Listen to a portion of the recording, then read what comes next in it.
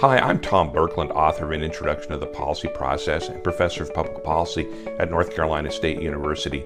I hope you enjoy the book, and I hope you find these videos useful. Well, now let's talk about the organization of the legislative branch and how that affects the policy process. The legislative branch is organized in a number of different ways. The first and the most important way that most people think of Congress's organization is political parties.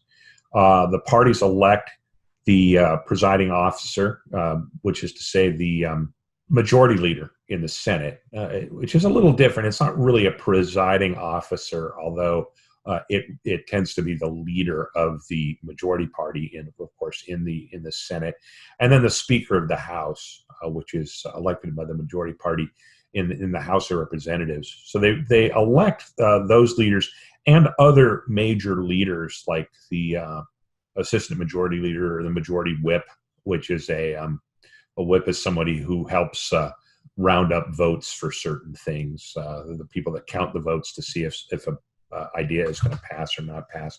There's various other roles in senior leadership. But then the parties also determine who sits on has and the committees are where a lot of the work gets done in Congress.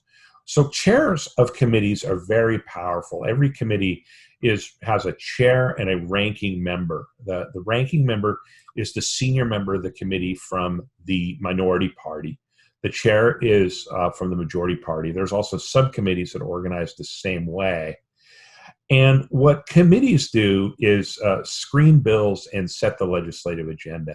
And this is really important because Congress as a body taken together couldn't do all this work by itself. It needs the help of committees to divide the labor. And one of the norms in Congress is a norm of specialization.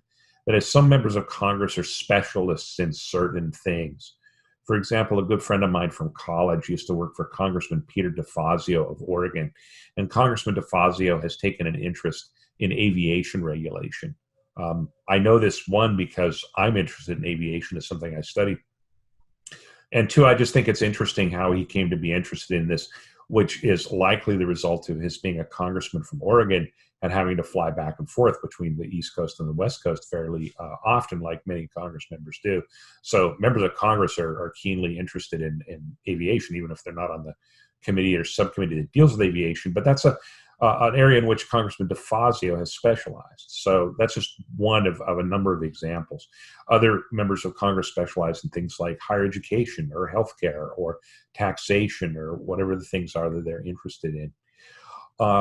In any case, people will try to get on committees that matter to their constituents. Some members of Congress from agricultural states will want to be in the agricultural committees or the appropriation committees that deal with agriculture. People from the far west, the states with lots of natural resources want to be like on the Interior Committee. People from the east might want to be on a transportation committee that deals with mass transit. So you can see where one's interests are probably guided by the nature of the district in which one works and the nature of the people that you represent. So the committees form a place for specialization. The chairs decide which bills will be heard and which won't in committee. The committees taken together decide which bills get attention and which don't. In other words, they set the legislative agenda. So the big question then is Congress a centralized or decentralized branch?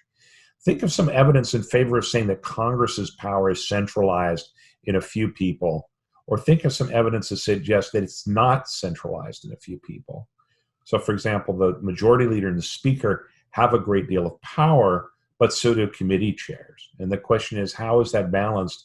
And what does that mean for policy making and public policy coming out of the legislative branch? Now, there's some critiques of the legislature from a public policy perspective that are worth considering. And the first of those critiques is, our legislature's out of touch with the people.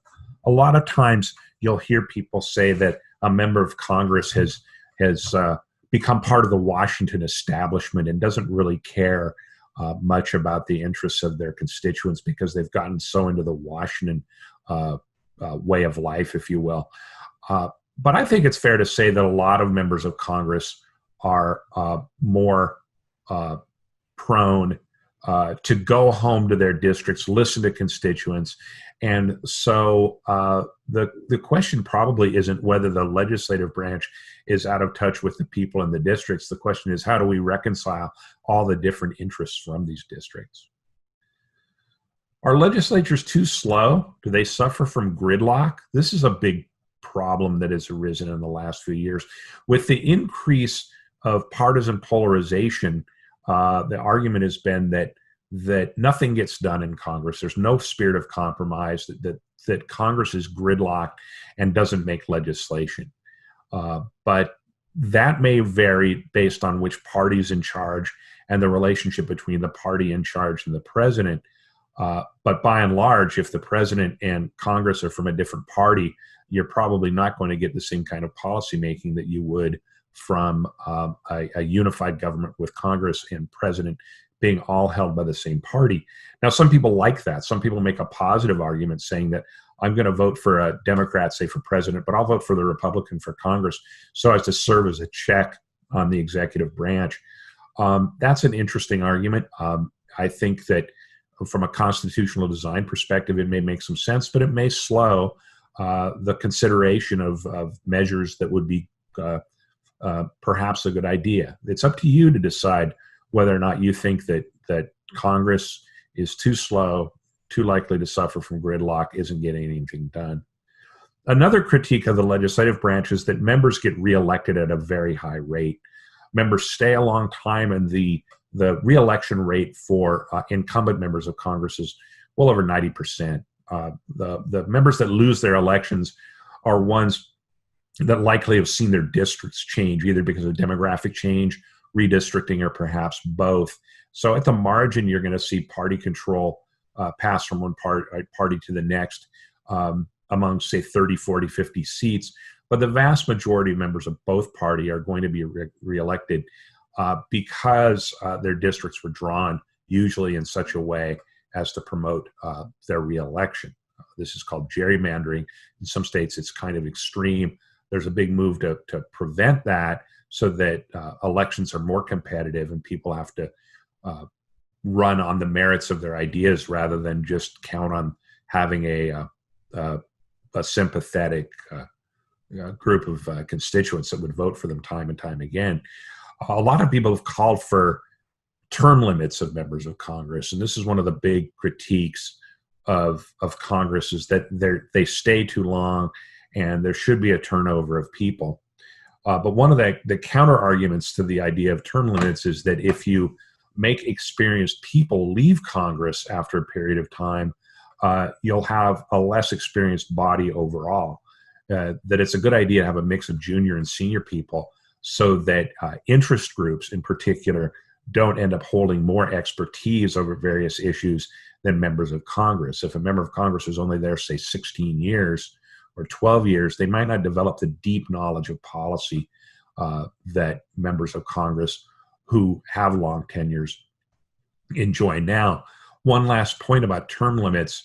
Everybody does have a fixed term in Congress. Senators are 6 years and members of the House are 2 years. And so everyone is term limited in the sense that you have to run for re-election. And so perhaps term limits aren't the solution, but perhaps some sort of reform to create more competitive elections may be a reform. That's up to you. Again, this is a matter of personal preference as far as which way you want to see policy be made. But these are some important critiques of the legislative branch. Now, finally, Congress is a decentralized institution. And that's a critique in the sense that there's 435 members of the House of Representatives, 100 senators, and they all are kind of going in their own direction, right? You need somebody to sort of get them pulling together, at least within a party. And that's what the party leadership does. But there are a lot of people in Congress who think they have really good ideas and they want their ideas to be heard. So Congress is a localized constituency serving institution. And that comes in for considerable critiques in the policy process.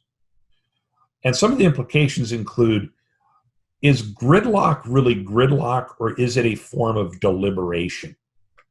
Do we need to deliberate? In other words, to think carefully about the policy changes we want to make. Policy change in the United States, major policy change, may require major social movements like the civil rights movement, the women's movement, the environmental movement, and things like that, which suggests that Congress is probably more suited to making incremental changes to policy. Although, as we'll learn later when we learn about something called punctuated equilibrium theory, we'll learn about how most policy areas stay stable a long time and then suddenly change. Congress lately has become more focused on casework oversight and what's called distributive spending. Distributive spending is money sent by Congress to districts to benefit local people with public works projects, or grants and aid to local governments or state governments or things like that. Now, the new Democratic majority in 2018 that was elected led to an increase in oversight activities in the House of Representatives, and perhaps the ultimate example of that was the decision to impeach President Trump, which you can read as a form of legislative oversight over the executive branch. And it's one that's specified right there in the Constitution. What are the criteria for impeaching a president? It's whatever a majority of the House of Representatives believes at that given time. It's not a common remedy, but we've seen a little bit more talk about impeachment of both parties' presidents in the last several decades. The House in particular may favor local interests over national interests. So 80% of Americans think that incumbents should be voted out, yet the majority of incumbents are reelected. Now, why do you think that is? Why is it that we all want everybody else's congressman or woman to lose, but why do we want to reelect our own representative in Congress? Now, why does this matter for public policy?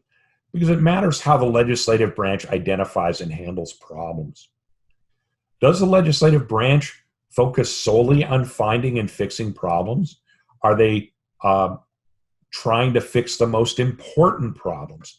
Are there things that they should be spending their time on? What motivates members of Congress? What motivates members of the legislative branch? Is it to make good policy? Is it to be reelected? Is it just because they enjoy the process of legislating and of being a member of the community that's afforded the respect that a member of Congress enjoys? Those are all perfectly legitimate reasons to be members of Congress. But the question from a policy perspective we want to ask is, what motivates them to address certain public policy issues? And how does Congress handle its extensive workload? What are the implications for policymaking? What does it mean for them to have a committee structure?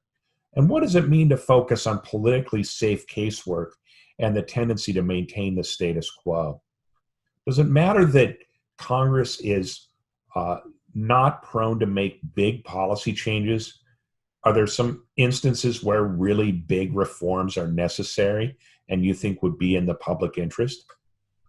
If you think that there's such reforms are needed, you may find yourself making arguments not only about the reforms themselves, but also about the structure of Congress and the structure of the systems by which decisions are made. Thanks for watching this video. As always, I really enjoy hearing from students and teachers about the book and about public policy. Feel free to reach out to me at tom@tomberkland.com or visit my website, tomberkland.com. Thanks again for watching.